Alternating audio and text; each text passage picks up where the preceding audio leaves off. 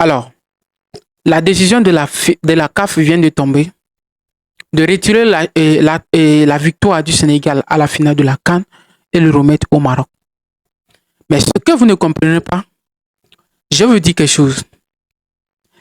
Ici, c'est de là que vous allez voir l'image des Africains incompétents.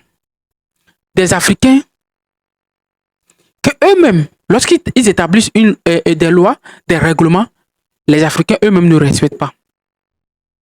Vous allez voir dans nos pays, c'est-à-dire quand vous marchez en Afrique, vous allez comprendre.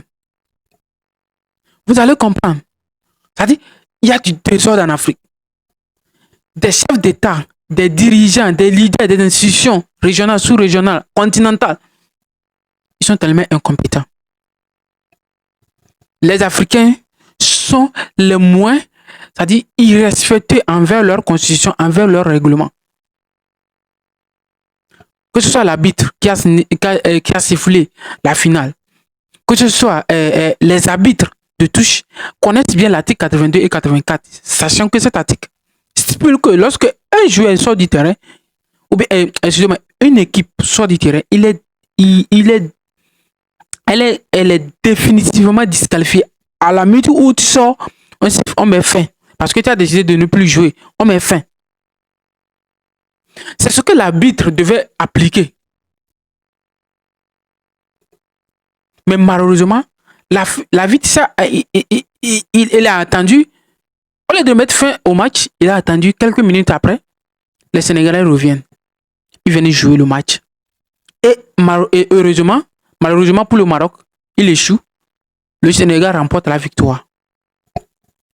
À la fin, qu'est-ce qu'on devait dire? On devait appeler l'arbitre. L'arbitre, tu connais bien l'article 84 et 84-82. Pourquoi tu n'as pas appliqué? On devait sanctionner l'arbitre.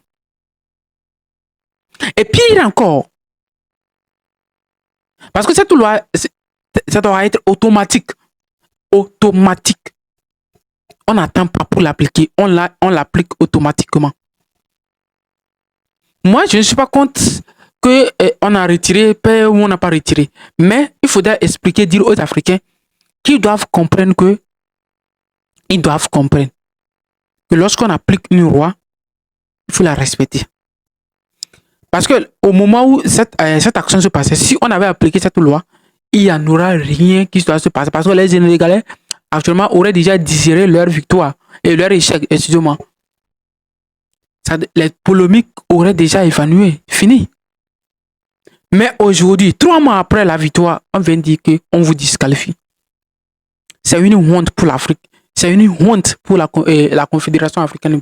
Et une honte pour ceux qui le dirigent cette institution. Tellement honteux pour l'Afrique. Honteux pour ce continent.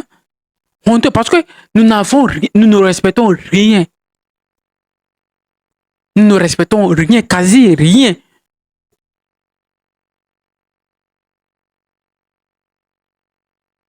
Parce que ça là, il n'y a pas à aller chercher les preuves. Il n'y a pas quelque chose d'aller chercher les preuves pour venir condamner le Sénégal. Non. C'est réciproque. L'article dit clairement, on applique. Il part et c'est fini. Mais vous n'allez pas célébrer avec le Sénégal la victoire du Sénégal. Vous allez leur remettre la victoire. Et quand ils vont retourner, 1 mois, 2 mois, 3e mois, on vient dire que non, vous n'avez pas gagné. C'est une honte pour l'Afrique. Shameless, comme le disent les Anglais. À quel moment les Africains doivent se respecter? Ils doivent se respecter. À quel moment? À quel moment les Africains doivent se respecter? Et ils doivent respecter les règlements, les lois qu'eux-mêmes ils appliquent. Voilà l'Afrique. Et pourtant, souvent, on nous pille, on nous fait ceci. Nous avons des constitutions que nos dirigeants, nos leaders, nous avons les conventions entre États, les conventions, les institutions qui ont des règlements. Mais comme nous sommes des personnes qui ne veulent pas le développement de notre continent, tout le monde veut aller en Europe, c'est-à-dire tout le monde veut faire pour plaire les autres,